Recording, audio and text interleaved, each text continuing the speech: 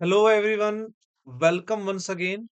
Super science session जिसे हम हिंदी में पढ़ रहे हैं उसकी आज क्लास 16th है प्यारे बच्चों। 16th क्लास में हम पहुंच चुके हैं। प्रीवियस वीडियो क्लासेस जो हैं वो आपको प्लेलिस्ट में अवेलेबल भी हैं, उनको भी आप जरूर देखिएगा। और आज की क्लास जो है वो हमारी केमिकल रिएक्शन। तो इसमें हम केमिस्ट्री में अब तक जो है पदार्थ के बारे में पढ़ चुके हैं। पदार्थ और उसके बाद फिर परमाणु और उसकी संरचना किस प्रकार से होती है, और साथ के साथ जो है अलग अलग एलिमेंट्स किस प्रकार से एक दूसरे के साथ जुड़कर केमिकल बॉन्डिंग करके एक नया यौगिक बनाते हैं। और उसी के साथ अब जो आज की क्लास है प्यारे बच्चों, इसमें हम पढ़ेंगे जब अलग अलग यौगिक मिलकर एक नया प्रोडक्ट बनाते हैं तो उसकी प्रॉपर्टीज भी बहुत अलग हो जाती हैं। तो ये केमिकल रिएक्शन का चैप्टर है हमारा। Let's start. तो अब रासायनिक अभिक्रिया क्या है? ऐसे परिवर्तन जिनमें नए गुणों वाले पदार्थों का निर्माण होता है, इसको कहा जाता है रासायनिक अभिक्रिया। डे टू डे लाइफ में आप देखते भी हैं प्यारे बच्चों, जब गर्मियों में कमरे के तापमान पर अगर दूध को खुला छोड़ दें तो क्या होगा, आप सबको पता है।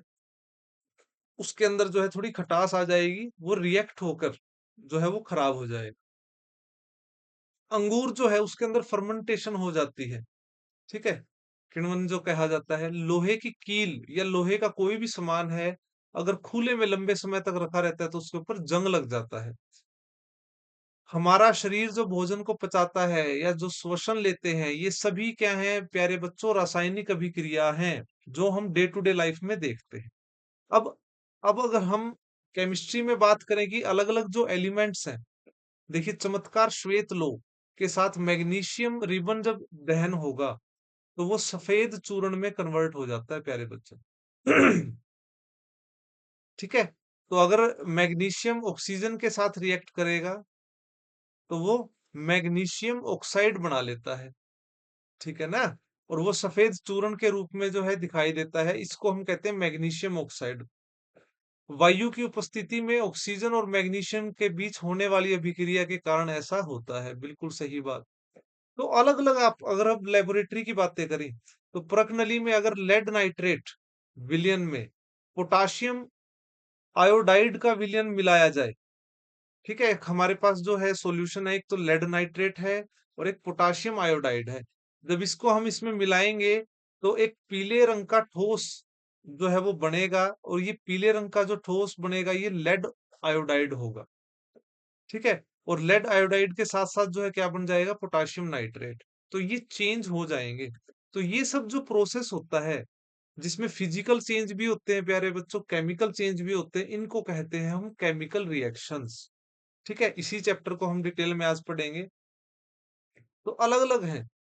जिंक के दानों को जब हम सल्फ्यूरिक एसिड में मिलाएंगे, जब जिंक जो है उसको हम सल्फ्यूरिक H2SO4 में मिलाएंगे तो वो क्या बन जाएगा? जिंक सल्फेट, ठीक है ना, साथ में हाइड्रोजन गैस, ठीक है ना। तो क्या होगा? जिंक के दानों में परिवर्तन हो जाएगा, वो जिंक सल्फेट बन जाएंगे और साथ में हाइड्रोजन गैस उसमें से निकलेगी। ये भी क्या है? एक केमिकल रिएक्शन है। तो ये सब आपको एग्जाम्पल दिए हैं जो एग्जाम में पूछे जाते हैं, आपको ध्यान रखना है। अब देखिए, जब रासायनिक परिवर्तन होता है तो कुछ सामान्य परिवर्तन नजर आते हैं। क्या होगा? स्टेट चेंज हो सकती है। ठीक है। उस केमिकल की क्या है, सॉलिड में लिक्विड कन्वर्ट हो सकता है, सॉलिड लिक्विड गैस, इनमें जो है परिवर्तन हो सकता है। कलर चेंज हो सकता है, गैस का उत्सर्जन हो सकता है, जैसे जिंक सल्फेट में आप देख रहे हैं। टेम्परेचर में डिफरेंस हो सकता है। तो ये परिवर्तन जो है देखे जाते हैं, सामान्य है ये। केमिकल इक्वेशंस, ठीक है, केमिकल रिएक्शन जो है वो क्या है? केमिकल इक्वेशन के थ्रू ही होती है। तो जिसके अंदर क्या होता है? एक अभिकारक होता है और एक क्या होता है? उत्पाद। ठीक है। अभिकारक में क्या होता है? जब दो यौगिक आपस में रिएक्ट करेंगे, ठीक है ना, तो वो क्या कहलाएंगे? रिएक्टेंट, जिनको हिंदी में क्या कहते हैं? अभिकारक। और उसके बाद जब नए गुण वाला कोई यौगिक ये बनाएंगे तो उसको क्या कहेंगे हम? उत्पाद, मतलब प्रोडक्ट। समझे? तो ये केमिकल इक्वेशन होती है। तो अभिक्रिया में मैग्नीशियम और ऑक्सीजन ऐसे पदार्थ हैं जिसमें रासायनिक परिवर्तन होता है, तो वो क्या है? अभिकारक। इस अभिक्रिया से जो नया पदार्थ मिलेगा, हमें क्या मिलेगा, मैग्नीशियम ऑक्साइड, तो वो क्या होगा, उत्पाद होगा। ठीक है, तो इनके बारे में बेसिक बताया गया है। ठीक है, ये चीज हमें पता है, इस रिएक्शन के थ्रू भी आप समझ सकते हैं। ठीक है। तो ये क्या है, अभिकारक, और ये क्या है, उत्पाद। एरो का जो सिंबल यूज किया जाता है। लेकिन अब जो है, अब आप ये देखिए, हमें ये जो रासायनिक अभिक्रिया है और इसके अंदर जो रासायनिक समीकरण है, ये बैलेंस्ड नहीं है प्यारे बच्चों। मतलब देखिए, मैग्नीशियम इसमें एक है, इसमें एक है, ठीक है। ऑक्सीजन के दो हैं एटम, इसमें क्या है, एक है, तो इसको हमें बैलेंस करना पड़ेगा। दो यहाँ है, तो हमें दो भी यहाँ करने पड़ेंगे। ठीक है, कैसे करेंगे, अभी करके दिखाते हैं आप। ठीक है, तो ये हम यहाँ क्या लिख देंगे, दो। तो ऑक्सीजन कितने हो गए, दो, बैलेंस हो गया। लेकिन अब मैग्नीशियम दो हो गए, तो यहाँ पे हम मैग्नीशियम को क्या कर देंगे, दो। तो ये अब जो रिएक्शन है, ये क्या होगी, हमारी बैलेंस्ड केमिकल इक्वेशन में कन्वर्ट हो गई है। ठीक है, तो बैलेंस केमिकल इक्वेशन जो है, इस प्रकार से की जाती है। ठीक है, इसी के बारे में बताया गया है। फॉर एग्जाम्पल, अब ये देख लीजिए, देखो जिंक एक है, यहाँ पर भी एक है। ठीक है, SO4 यहाँ पर भी एक है, यहाँ पे भी H2 तो ये बैलेंस्ड केमिकल इक्वेशन है। ठीक है ना। मान लो क्या है, हम H, एक आपको एग्जांपल से ही समझाता हूं मैं। वाटर का एग्जांपल ले लेते हैं।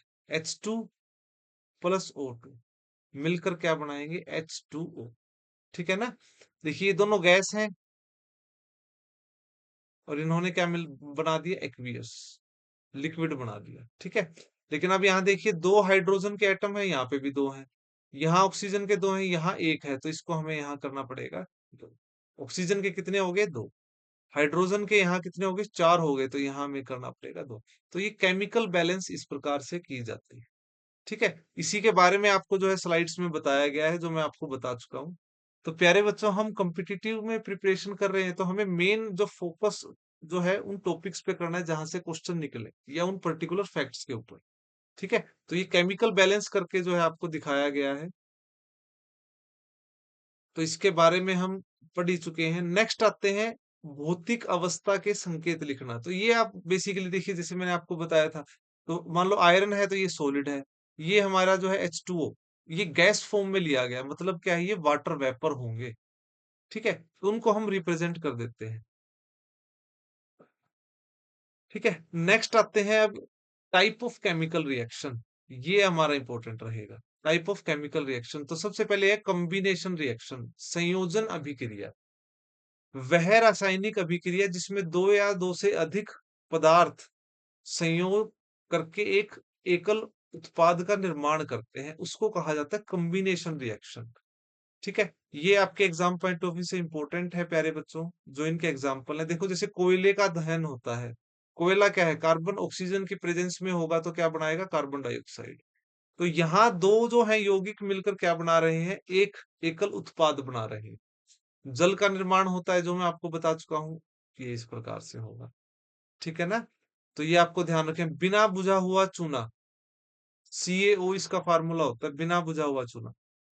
अब ये वाटर के साथ रिएक्ट करेगा, तो ये क्या हो जाएगा, बुझा हुआ चूना। ये आपको ध्यान रखना है। तो इसके भी एग्जाम्पल आपको ध्यान रखने हैं। तो ये सब क्या है, केमिकल रिएक्शंस। दीवारों पे सफेदी के लिए बुझे हुए चूने को यूज करते हैं, इसके विलयन को प्रयोग किया जाता है। तो ये जो है, कैल्शियम हाइड्रोक्साइड CO2 के साथ रिएक्ट करेगा, तो कैल्शियम कार्बोनेट बनाएगा। ठीक है, तो ये यहाँ पे आपको तीनों याद रखने हैं, CaO, CaOH ट्वाइस, और CaCO3। तो प्यारे बच्चों, ये जो है, ये हमारा होता है चूना का पत्थर, मार्बल, चाक, इन सब का फार्मूला होता है कैल्शियम कार्बोनेट। ये एग्जाम पॉइंट ऑफ व्यू से इंपॉर्टेंट है। ठीक है, CaO होता है हमारा। ठीक है, तो ये जो है, बिना बुझा हुआ चूना कहा जाता है। और CaOH ट्वाइस, कैल्शियम हाइड्रोक्साइड, इसको कहा जाता है बुझा हुआ चूना। ठीक है, तो ये इंपॉर्टेंट है, आपसे डायरेक्ट फार्मूले एग्जाम में पूछता है, इसको भी आप ध्यान रखेंगे। नेक्स्ट आते हैं एक्सोथर्मिक। थर्मल मतलब हीट, एक्सो मतलब एग्जिट लेना। तो ऊष्माक्षेपी, जहां जिस अभिक्रिया में जो है ऊर्जा का, ऊष्मा का निर्माण होता है, वो सभी क्या होती है, एक्सोथर्मिक रिएक्शन कहलाती है। तो जिन अभिक्रियाओं में उत्पाद के निर्माण के साथ साथ उष्मा का भी उत्सर्जन होता है, तो वो उष्माक्षेपी अभिक्रिया होती है। एग्जाम्पल अगेन इंपॉर्टेंट है, आपसे पूछ ले रेस्पिरेशन क्या है, एक एक्सोथर्मिक प्रोसेस है। श्वसन में आप देखिए, ग्लूकोज की रिएक्शन ऑक्सीजन के साथ जब होती है तो CO2 प्लस H2O साथ में क्या बनते हैं, heat in the form of energy, जिसको ATP कहा जाता है। ठीक है। नेचुरल गैस का जब दहन होगा, ये है मीथेन गैस, इसको आप ध्यान रखेंगे। मीथेन गैस ऑक्सीजन की प्रेजेंस में जब रिएक्ट होगी तब भी क्या हमें मिलेगी, ऊर्जा। इससे रिप्रेजेंट करते हैं। ठीक है। तो एक्सोथर्मिक रिएक्शन जो है आपको ध्यान रखना है, ये इंपॉर्टेंट है।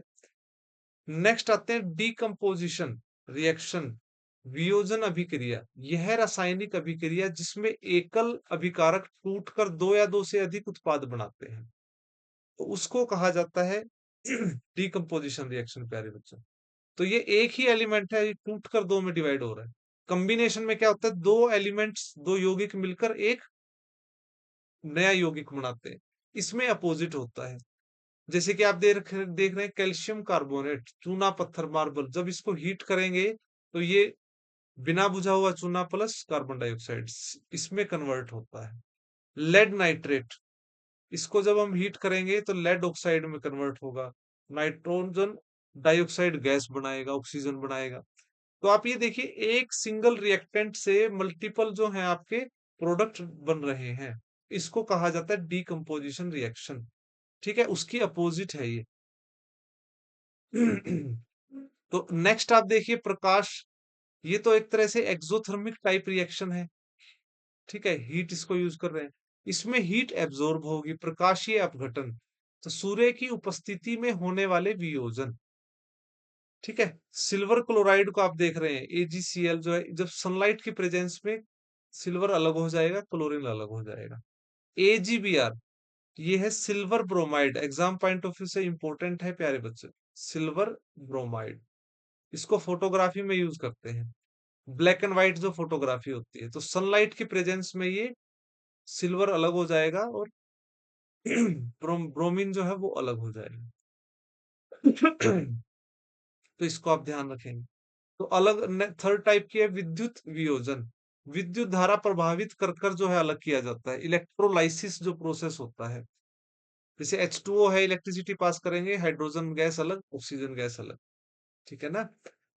तो जिन अभिक्रियाओं में अभिकारकों को तोड़ने के लिए उष्मा, प्रकाश और विद्युत ऊर्जा का प्रयोग आवश्यकता होती है, उसमें उष्मा शोषी अभिक्रिया कहा जाता है।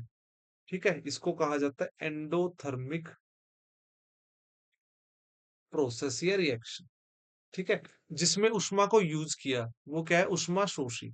जिसमें रिएक्शन से हमें उष्मा प्राप्त हुई, वो है उष्माक्षेपी, एक्सोथर्मिक। ठीक है, तो इसको आप ध्यान रखेंगे। नेक्स्ट आते हैं डिस्प्लेसमेंट रिएक्शन।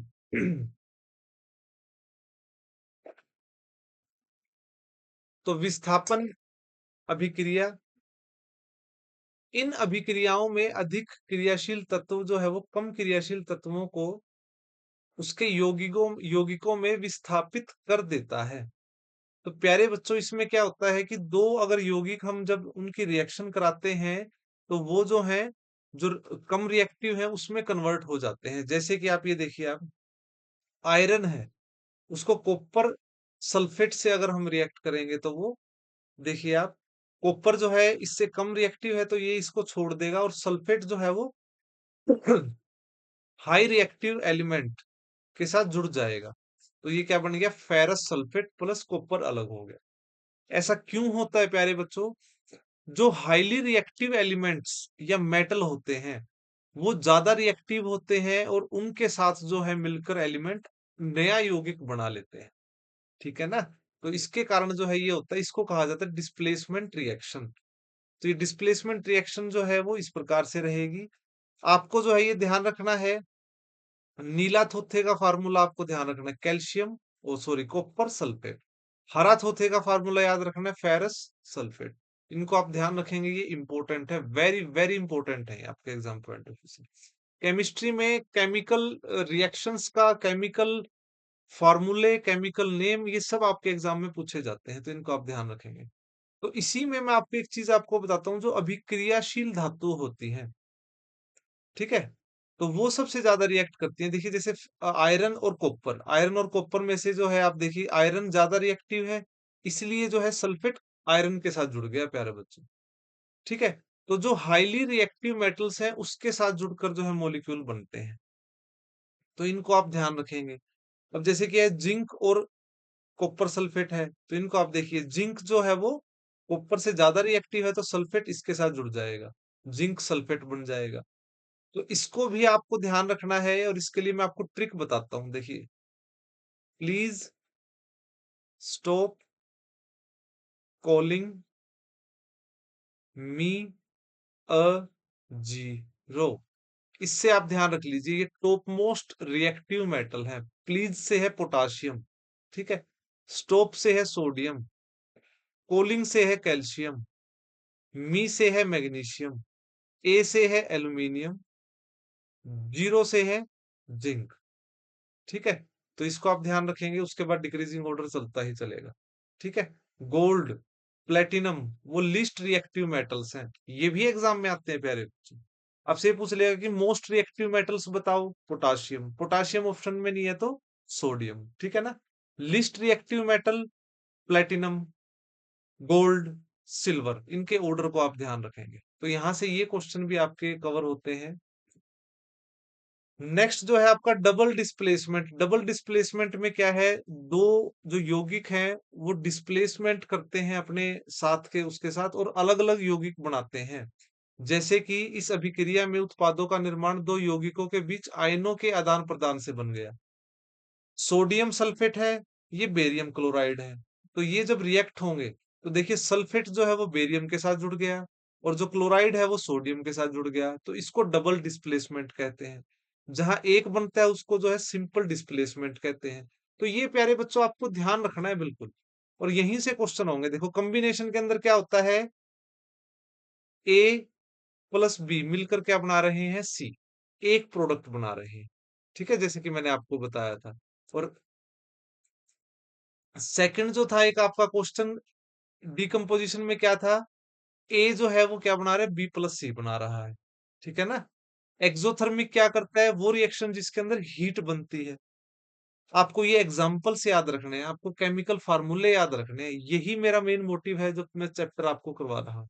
ठीक है ना, डिस्प्लेसमेंट क्या है, जब एक यौगिक डिस्प्लेसमेंट ऑफ जो इनके आयन्स हैं उनके डिस्प्लेसमेंट से बनता है।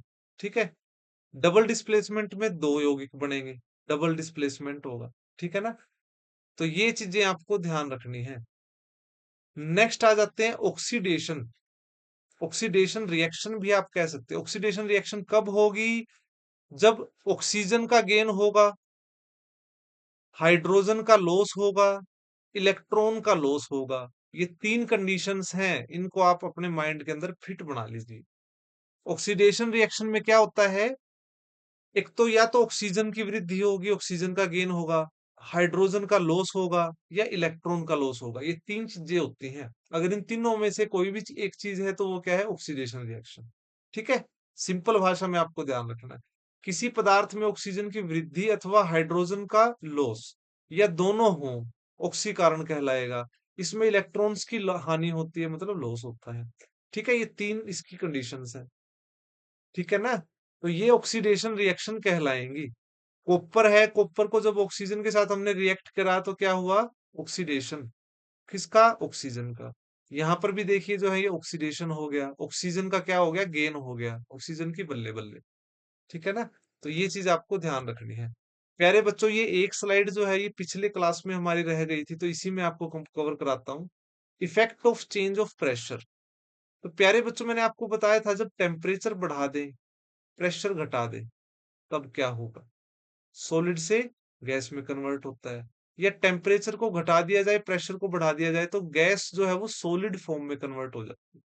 तो इस तरह के प्रोसेस को डे टू डे लाइफ में यूज किया जाता है, और यहाँ से क्वेश्चंस निकलते हैं आपके, और एग्जाम पॉइंट ऑफ व्यू से इंपॉर्टेंट है। देखिए, किसी सिलेंडर में भरी गई गैस पर दाब लगाने और संपीड़न करने पर क्या होगा, इसके कणों के बीच जो है दूरी कम हो जाएगी, और दूरी कम होने के कारण जो होगा वो दाब बढ़ने और तापमान घटने से, ठीक है, ये वाले प्रोसेस से जो गैस है वो तरल में बदल जाएगी, और तरल में बदलने से क्या होगा, उसको हम गैस सिलेंडर जो है हमारे, वो कम स्पेस, कम जगह पे ज्यादा से ज्यादा गैस आ जाएगी।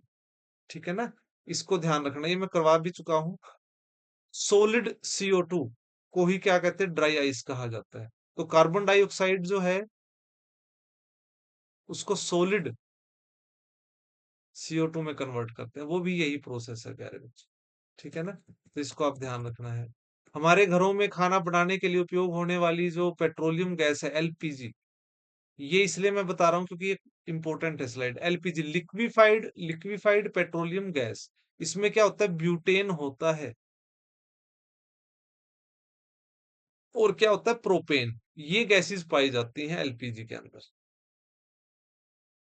ठीक है ना? तो वो भी, और जो हॉस्पिटलों के अंदर ऑक्सीजन जो यूज की जाती है, उनको जो है गैस को संपीड़न करके जो है डाला जाता है। ठीक है ना? तो ये आपको ध्यान रखना है। और इसी प्रकार जो वाहनों के अंदर आजकल जो है कंप्रेस्ड नेचुरल गैस, संपीड़ित प्राकृतिक गैस, उसके अंदर क्या होता है, मीथेन होता है, CH4, उसका उपयोग करते हैं। ठीक है ना? ये क्वेश्चन है आपके एग्जाम में कि CNG के अंदर कौन सी गैस होती है, LPG के अंदर कौन सी गैस होती है। जो हॉस्पिटलों में ऑक्सीजन सिलेंडर यूज किए जाते हैं, आर्टिफिशियल ऑक्सीजन गैस सिलेंडर होते हैं, उसमें कौन सी अक्रिय गैस है, हीलियम को ऐड करते हैं। मैंने पिछली क्लास में आपको बताया। ठीक है? तो आपको ध्यान रखना है। प्रोपेन ब्यूटेन जो है LPG के अंदर, इनके अंदर स्मेल नहीं होती प्यारे बच्चों। तो स्मेल नहीं होती, तो लीकेज अगर हो जाए तो कैसे पता चलेगा? तो इसके लिए उसके अंदर एक इथाइल मरकैप्टन ऐड किया जाता है, C2H5SH, ये एक कंपाउंड होता है, इसको ऐड करते हैं हमारे LPG सिलेंडर में।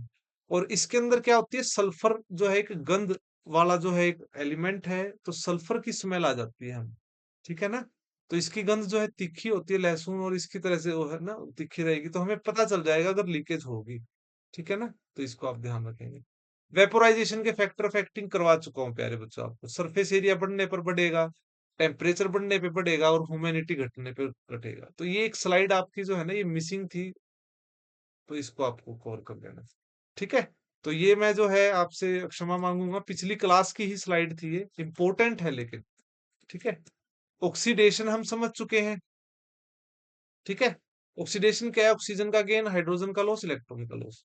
ऑक्सीडेशन के बाद अब आ जाओ आप रिडक्शन के ऊपर। रिडक्शन में क्या होगा, या तो ऑक्सीजन का, ठीक है, क्या होगा रिडक्शन में, या तो ऑक्सीजन का लॉस होगा, या इलेक्ट्रॉन का गेन होगा, या हाइड्रोजन का गेन होगा। ये है जी आपका रिडक्शन। बस इस तरह आप ध्यान रखेंगे। ऑक्सीजन का ह्रास, हाइड्रोजन की वृद्धि हो जाए, या फिर इलेक्ट्रॉन का लाभ हो जाए, तो वो सब जो है वो रिडक्शन रिएक्शन कहलाती है।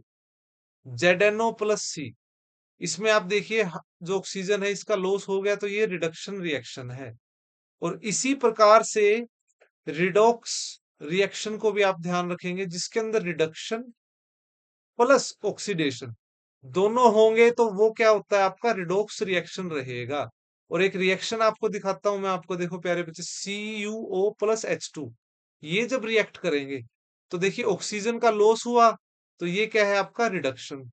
और यहाँ पे आप देखिए जो है क्या हो रहा है, हाइड्रोजन का से यहां से ऑक्सीजन का जो गेन हो रहा है, ये क्या है आपका, ऑक्सीकरण। तो जहां दोनों रिएक्शंस होती हैं उसको कहते हैं हम रिडॉक्स रिएक्शन। तो ये भी आपको ध्यान रखना है। नोट, जिसका ऑक्सीकरण होता है वो अपचायक कहलाता है, और जिसका अपचयन होता है वो ऑक्सीकारक कहलाता है। ये है रिड्यूसिंग एजेंट, ये है ऑक्सीडेशन ऑक्सीडाइजिंग एजेंट। ठीक है? तो इनको आप ध्यान रख सकते हैं। कोरोजन इंपॉर्टेंट है, एवरीडे लाइफ से भी रिलेटेड, और आपके जनरल साइंस के क्वेश्चन। जब कोई धातु ऑक्सीजन, आर्द्रता, अम्ल आदि के संपर्क में आती है, तो धातु की ऊपरी सतह कमजोर हो जाती है, और उसी को कहा जाता है सारांश या कोरोजन। तो आप ये देखते हो एवरीडे लाइफ में प्यारे बच्चे, जैसे जो लोहे की वस्तुएं होती हैं उसके ऊपर जो है रस्ट लग जाता है। चांदी के ऊपर जो है वो काला, जो चांदी के ऊपर जो काली परत आ जाती है, वो सल्फर के कारण आती है प्यारे बच्चे। ये ध्यान रखना, इंपॉर्टेंट क्वेश्चन है कि जो हमारी चांदी के जो गहने होते हैं, वो उसके ऊपर काली परत क्यों आ जाती है, वो सल्फर के कारण आ जाती है। वो सल्फर आप एटमॉस्फेयर से लगाइए, या पानी के अंदर सल्फर है, तो उसके कारण ऐसा होता है। तांबा जो है, तांबे के ऊपर जो है हरा रंग की परत बन जाती है। ठीक है? वो किस लिए बन जाती है? ऑक्सीजन के कारण। ठीक है ना? लोहे के ऊपर जो जंग लग जाता है वो किसके कारण होता है? जो एटमॉस्फेयर ह्यूमिडिटी के कारण, मॉइस्चर के कारण प्यारे बच्चों। तो ये एग्जाम पॉइंट ऑफ व्यू से इंपॉर्टेंट है, आप इसको बस ध्यान रखना। मैंने करवाया है आपको, और ध्यान से समझकर जो है ये क्वेश्चंस आपको करने हैं। गैल्वेनाइजेशन एक प्रोसेस होता है जिसमें किया जाएगा, जिंक के ऊपर जो है परत चढ़ाई जाती है। इसको इलेक्ट्रोप्लेटिंग भी कहते हैं, पेंट करना, और ये सारी चीजें आपको जो है ध्यान रखनी है, ताकि जो है रस्ट से बचाया जा सके। इसी तरह है रेंसिडिटी। मैंने आपको बताया कि जो है ना, गर्मियों के समय में अगर हम खाना काफी देर तक बाहर रहेगा, उसके अंदर स्मेल जो होती है, दूध जो फटता है, वो दूध के अंदर जो स्मेल हो जाती है, वो रेंसिडिटी मतलब बासी हो जाना। ठीक है? तो ये रेंसिडिटी शब्द यूज किया जाता है। देखो, वसायुक्त तेलीय खाद्य पदार्थ है, वायु या फिर टमाटर से बना हुआ, वायु के संपर्क में जब आता है, तो उसमें जो परिवर्तन होता है उसको कहा जाता है रेंसिडिटी। ठीक है ना? तो इसको आप ध्यान रखेंगे। तो ये आपका जो है chemical reaction, very very important था प्यारे बच्चों, ये चैप्टर जो है। और मुझे उम्मीद है मैंने काफी कम समय में आपको काफी कुछ जो है इस चैप्टर में करवाया। फिर भी आपको कोई डाउट है तो कमेंट सेक्शन में कमेंट कीजिएगा। और जो चैनल है प्यारे बच्चे, इसको जो है आप अपना प्यार दीजिए, सब्सक्राइब कीजिए, ये हमारे लिए एक मोटिवेशन का काम करेगा। और हम आपके लिए इसी तरह से जो है नई नई आपके लिए एजुकेशनल वीडियो सीरीज जो है लेके आते रहेंगे। धन्यवाद।